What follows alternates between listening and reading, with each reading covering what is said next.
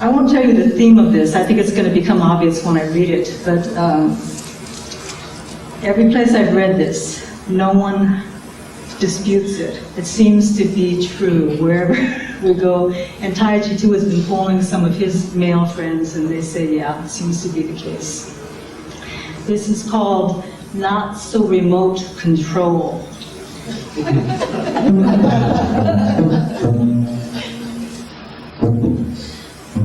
Look at how this man in my house insists on holding that little black box. No one else dares vie for its possession. His fingers stronger than ever before, even in sleep. His limp body and heavy breathing are just a guise, as I fail to pry his fingers free from his tiny instrument. I've checked with other women, and all of us think this obsession peculiar to men. Just to keep peace in the nest, we relinquish the remote control to our husbands and lovers. And if they're not at home, we notice it's our sons, not daughters, who wrangle and wrestle for next in line rule. It reminds me of childhood, before TV had taken over our lives. My entire family followed an unspoken ritual for viewing the Sunday Times. No one could touch the paper before Father, who'd read it in the same precise sequence. Once he dropped a section to the floor, we kids scrambled, hoping to fish up the funnies. But times have gotten scarier. This multifunction electronic weapon, so much more sinister, family upon family subject to the whims of its possessor, and its cycle need to jump from baseball to animal documentaries, jumble in some Jeopardy, speed flick to basketball, old black and white love flicks, football replays, even random channel checks, just to make sure he won't miss anything important. Whenever I tried to tease him, playfully demanding a woman's turn to push those buttons, he always gives me the same look, silently warning, there are just some things in the world a man shouldn't have to explain.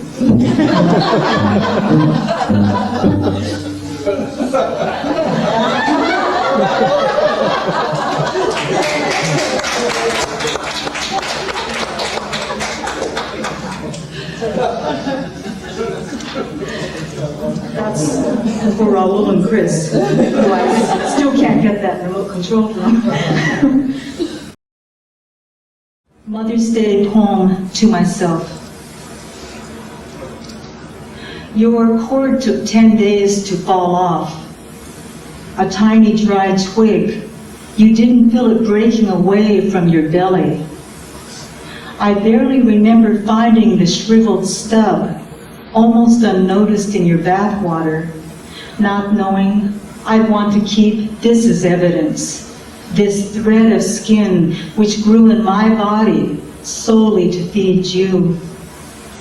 I should have saved our cord in a small earthen jar, kept it with a lock of your hair, so straight and black even at birth. Did anyone warn me there'll be weeks I never hear your voice, days even I no longer wonder what you're doing? How could I know that mothers like me have only 18 years before we finally feel the cut?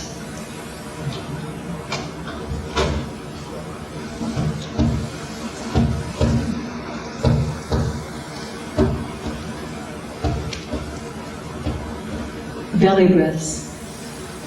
1. The belly of the world is empty and round. Do you hear its noisy breathing or its deep, silent laugh?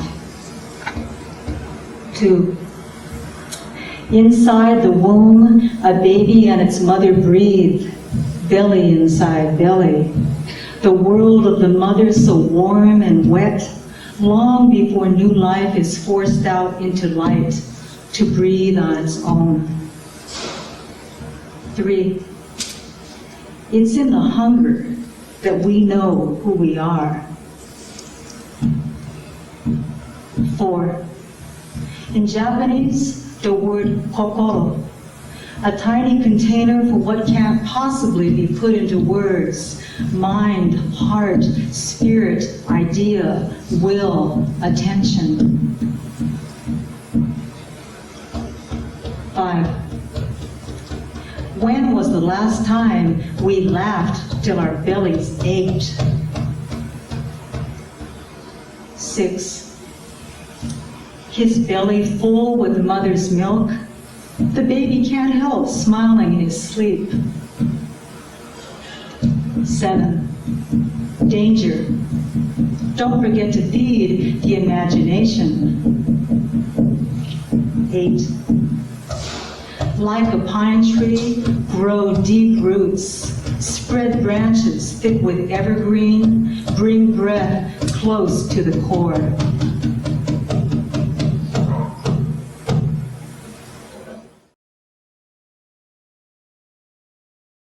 Growing up in the mid-60s, there weren't any ethnic movie stars to idolize, like I remember, on the American screen. And Mary and I used to watch Route 66, and like George Mejias, and I think it's because he was real dark looking, dark Mediterranean, how he's Greek. And then we also liked George Chakiris, another Greek, who was also dark, right?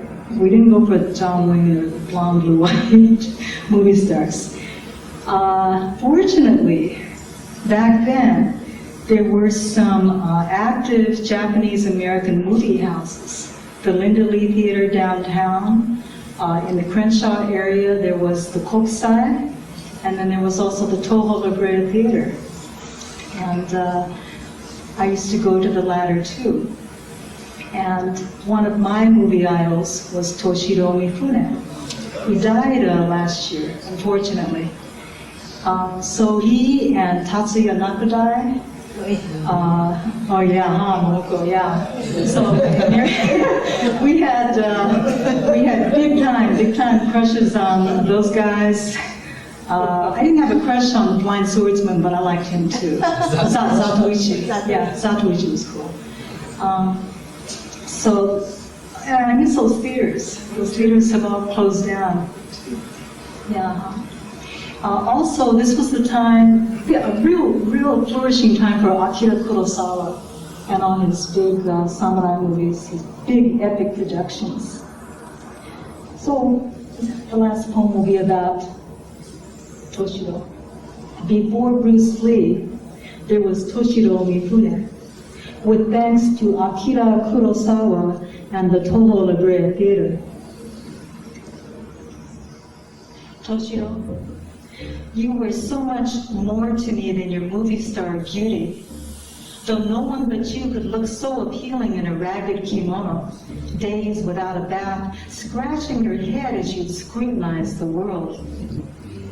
Undeniably the best swordsman in Japan, you took on single opponents or a gang of 40 with equal aplomb. And with that almost humane efficiency, your sword moved faster than the eye, each cut so quick and clean, your victims fell before they could utter a cry. You were the perfect, imperfect hero, willing to defend a village of poor farmers who repay you with a bowl of hot rice. Or selling yourself to the highest bidder, you played crooked merchants against conniving officials and noblemen. It was your unfortunate karma to be born into the rank of Bushido warrior. Each time you killed, I knew you felt no satisfaction. You were never the first to draw your sword. All the women who watched you wanted you, though you were awkward in romance. Not once did I see you kiss a leading lady or lie naked with her the night before battle. You'd keep a girl waiting for months, even years, like the lover who followed you throughout the long 3-part saga, The Legend of Musashi. Toshiro, you were my first true film idol. The Asian hero I could never find on the American screen. I'll even admit you blessed those early years of marriage when my young husband and I spent Saturday nights at the Toho La Brea. As the lights flashed back on, my husband and every other Japanese man in the audience would go home at least a few inches taller. No one can forget you, Toshiro. In that brilliant duel, when you shifted your sword to reflect the sun, the steel blade dazzling your enemy's eye. And at the end of the story, as you slowly turned your back and walked into the horizon, that slightly bull-legged swagger in your every step, no one came close.